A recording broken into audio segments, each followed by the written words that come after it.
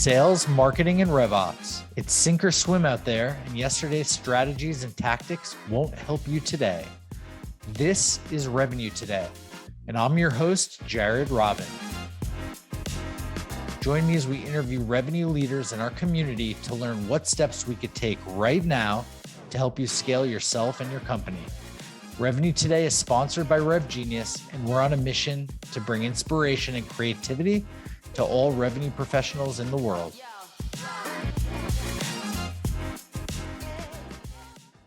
Want to shout out our sponsor, Demandbase. Demandbase is smarter GTM for B2B brands. They help marketing and sales teams spot the juiciest opportunities earlier and progress them faster by injecting account intelligence into every step of the buyer journey and orchestrating every action. For more information about Demandbase, visit demandbase.com. We zoom back out into our concept of ROI marketing. In order to contribute to this funnel, how do we get there? And it's the investment part, the I of the ROI, that's often overlooked. Why? Marketers are on top of a ton of data, especially on the execution side. But when it comes to the business of marketing, that part is more challenging and difficult to track. A lot of marketers don't really enter the field so they can scrutinize their budget. And it's a mystery. Sometimes it's hard to measure accurately. I remember looking at the monthly budget reports that I would get from finance, and I say reports. And it was completely confusing because finance reported according to their GL codes, which were meaningless for marketers. None of those reports helped me drive any marketing decisions that I needed to make. Also, the I is forgotten because maybe it's scary. Do you even want to know the truth? Can you handle it? You have programs you believe in. Are you ready to learn if they aren't worth the squeeze? But armed with that kind of ROI knowledge, it will inform your decisions. I think we've all been in this situation where every year we have sales reps that come to us and say, these trade shows, we absolutely, positively have to sponsor them. And with the right software, you can easily look up the ROI of any marketing program, and you share that data back with them. And it becomes a data-driven conversation, not anyone's subjective feelings. And you're able to have this data because your marketing investment is tied directly into your CRM. And that leads us to the critical importance of CRM discipline and hygiene, which near and dear to all of our hearts. Near and dear to our hearts, but certainly not the sexiest part of the job. That's for sure. But yeah, absolutely a necessary one. So if it's not in the CRM, and I literally just came out of a meeting discussing this, then we as an organization have no way of proving that anything really happened, right? Without tracking, without attribution, we're unable to show success and the source of that success, which makes it extremely difficult to make the case for more budget, more activities, right?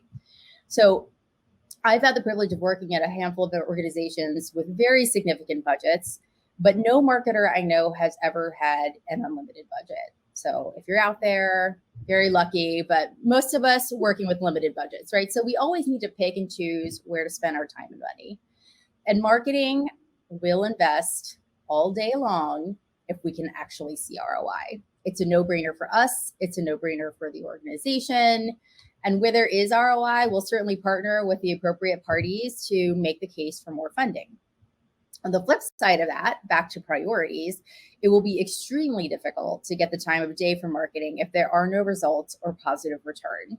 This is why it's so important that we have a source of truth for what's happening to the leads that we're generating.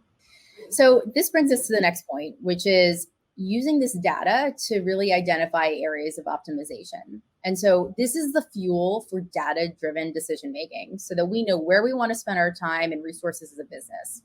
We focus on the things that work, we optimize or phase out the things that don't. And it's pretty much as simple as that. So once I was able to instill this type of discipline at one of my former organizations, we really began to make drastic and intentional changes to the marketing mix. So the organization had previously relied heavily on one source of leads to fuel their pipeline, where conversion rates were in a steady decline and demonstrating ROI was becoming more and more challenging. So by being able to track the data at a more granular level, we were able to diversify our marketing mix shifting our investments to higher converting activities, and ultimately reducing our cost per sale, all things the organization loves.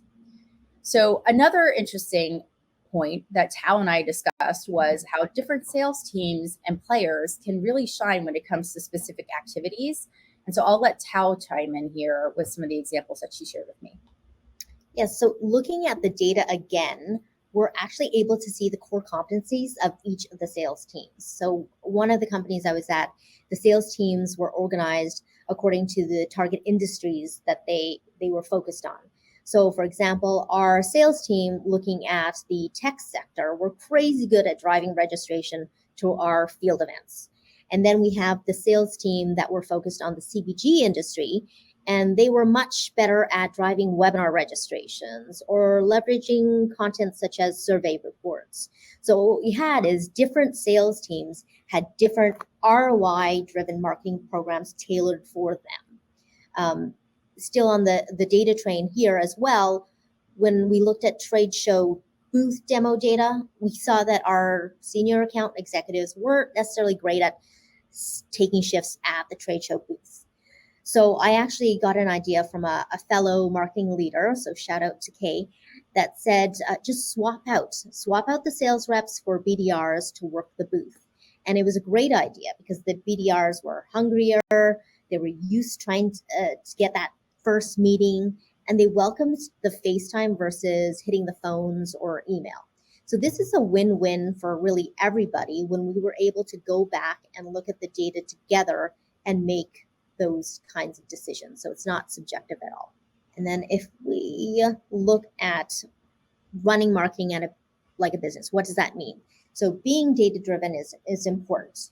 Similarly to how a CEO would run their business, like other executives at the table, you need to be able to understand the financials of your business. This is key. So I remember moving up the ranks, I didn't get exposure to the marketing budget. It was just this black hole, and you just asked for approval anytime you want to spend anything. And marketing would just have to wait, often too late, after the books on the quarter were already closed, whether or not you were over or under and by how much. And it really is a terrible position to be in, this waiting game to find out from finance if you were good or not. And even if you were tracking your budget diligently, if there was any discrepancy between your numbers and finance's numbers, their numbers always trumped yours. Whoa, another great episode of Revenue Today. For show notes, links, and mentions, visit revenuetoday.live. For all my friends in the Rev Genius community, thank you. It's been awesome to spend this time with you. Please DM me any feedback and ideas in our Slack channel or on LinkedIn. If you're not in Rev Genius, join us at revgenius.com.